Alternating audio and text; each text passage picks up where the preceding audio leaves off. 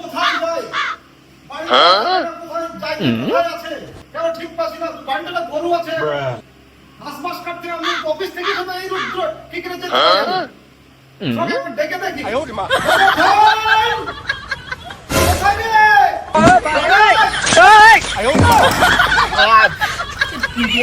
বাড়িতে গিয়ে ফাটাফাটি শুরু।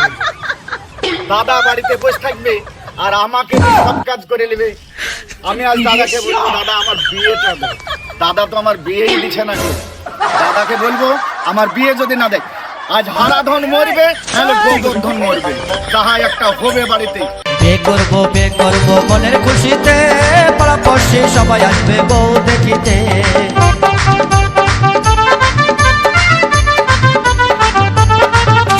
বিয়ে করবো না দেয় তাহলে দাদার সাথে আজকে একবারে যাহা একটা কিছু হয়ে যাবে। দাদা দাদা দাদা কেন লাগছিলে? কোথায় গেছিলে?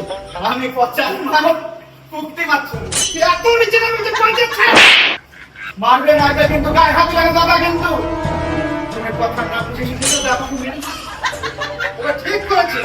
দাদা কিন্তু কথাটা বুঝলে না দাদা। পচার মা বিড়ি বাঁধছিল, আমি ওদের কাছে একটা পেয়ারা খেতে গেলাম। যে পচার মা বললো তোকে একটা না দুটো পেয়ারা দেবো, তুই আমার বিড়ির পাছাগুলোকে মেরে সব যা হবে হবে দাদা। তোমার একটা কথা শোনো, আমার বড় না ছোট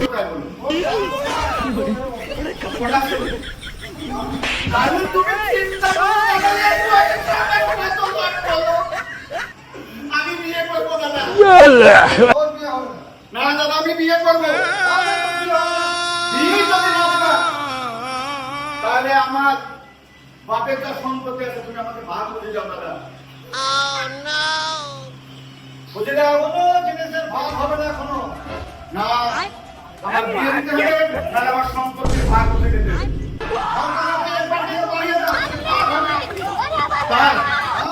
দাদা সাবধান, ঠিক আছে মারবা গায়ে হাত দিবা না।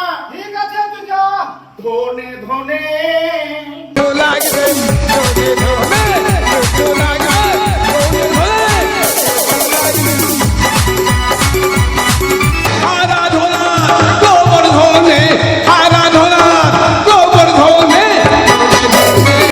দাদা আজ তুমি আমাকে বাড়ি থেকে বের করে দিলে। ঠিক আছে দাদা আমি বাড়ি থেকে বেরিয়ে যাচ্ছি, কিন্তু দাদা তুমি মনে রাখো শুধু বিয়ের কারণে তুমি আমাকে বাড়ি থেকে বের করে দিলে। একদিন তুমি আমার কথা মনে করলে দাদা। আমি চলে গেলাম দাদা বাড়ি থেকে। আমি চলে গেলাম দাদা।